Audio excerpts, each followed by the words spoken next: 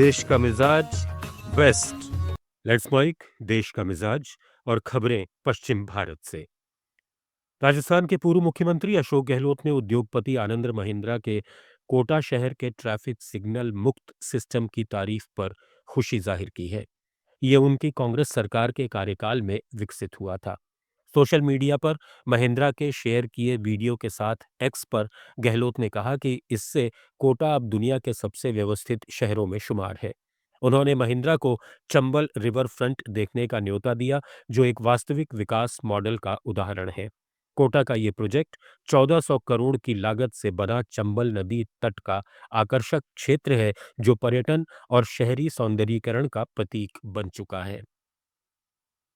क्या आपको पता है कोटा भारत का एकमात्र ऐसा शहर है जो कि सिग्नल फ्री बना दिया गया है, और ये विश्व का ऐसा दूसरा शहर है जो कि बिल्कुल सिग्नल फ्री है। यहाँ पे कोई भी रेड लाइट नहीं है। यहाँ पे हर जगह सर्किल, अंडरपास और ब्रिज बना दिए गए हैं ताकि आप इजीली ट्रैफिक को क्रॉस कर सको और कोई भी ट्रैफिक जाम में ना फंसो। थार की स्वर्ण नगरी जैसलमेर को अब राजधानी दिल्ली से सीधी सुपरफास्ट रेल कनेक्टिविटी मिल गई है।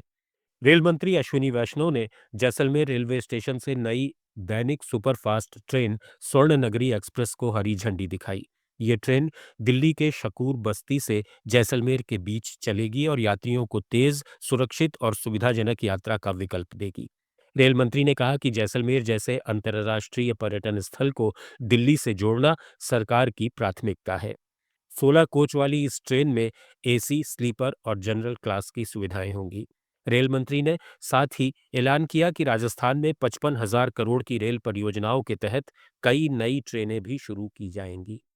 15 लाख पर्यटक आते हैं हर साल, तो दिल्ली और जयपुर और जोधपुर की कनेक्टिविटी इससे सुधरेगी। साथ ही साथ जैसलमेर से जोधपुर के रेलवे ट्रैक को अपग्रेड करने का काम भी आरंभ होगा। पोखरण में बहुत एक इम्पोर्टेंट कई वर्षों से जो एक पेंडिंग प्रॉब्लम है वो भी सॉल्व होगी, एक लूप लाइन बनाने का कंप्लीट। साथ ही साथ जैसलमेर स्टेशन में सेकेंड एंट्री का काम भी शुरू होगा और जैसलमेर में कोचिंग डिपो शुरू होगा।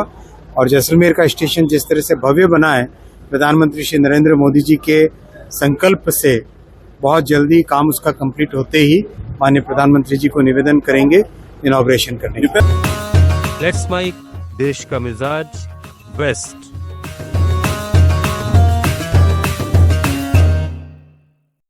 महाराष्ट्र सरकार ने नगर परिषदों और नगर पंचायतों के चुनावों के लिए वोटिंग के दिन 2 दिसंबर को सभी कर्मचारियों, मजदूरों और अधिकारियों के लिए वेतन सहित छुट्टी घोषित कर दी है, ताकि वे बिना किसी परेशानी के अपने मताधिकार का इस्तेमाल कर सकें।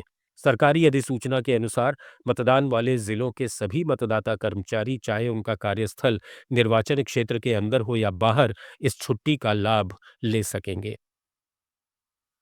महाराष्ट्र में राष्ट्रीय शिक्षा नीति के तहत 3 भाषा फॉर्मूले को लागू करने वाली समिति अपनी अंतिम रिपोर्ट 20 दिसंबर को राज्य सरकार को सौंपेगी।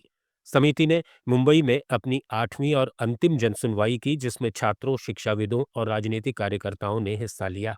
बैठक में कई बार तीखी बहस भी हुई। ज्यादातर लोगों ने यही राय रखी कि मराठी और अंग्रेजी को अनिवार्य रखा जाए, जबकि हिंदी को बाद के चरण में ही पढ़ाया जाए। मुख्यमंत्री देवेंद्र फडणवीस की अध्यक्षता वाली इस समिति की रिपोर्ट से तय होगा कि महाराष्ट्र में स्कूलों में कौन सी 3 भाषाएं पढ़ाई जाएंगी। गुजरात के वलसाड जिले में चल रहे राज्य सरकार के 12वें चिंतन शिविर के दूसरे दिन केंद्रीय कैबिनेट सचिव टीवी सोमनाथन ने कहा कि देश की आर्थिक प्रगति और जन केंद्रित शासन के लिए निर्वाचित नेताओं और प्रशासनिक अधिकारियों के बीच मजबूत समन्वय बेहद जरूरी है। मुख्यमंत्री भूपेंद्र पटेल और उप मुख्यमंत्री हर्ष संघवी की मौजूदगी में उन्होंने जोर दिया कि जनप्रतिनिधि जनता का जनादेश लिए होते हैं, जबकि अधिकारी नियमों को लागू करते हैं। दोनों का प्रभावी तालमेल ही सरल, पारदर्शी और कुशल प्रशासन देता है। विकसित भारत के विजन और कारोबार में सुगमता पर भी चर्चा करते हुए सोमनाथन ने कहा कि यही समन्वय भारत को तेजी से आगे ले जाएगा। आप सुन रहे थे let's mic more than radio. Follow कीजिए हमें हमारे सोशल मीडिया प्लेटफॉर्म्स पर। It's time for news. It's time for more than radio. Presenting the first radio news app, Let's Mic. Let's Mic, a news-based app on your phone where you get to watch and listen news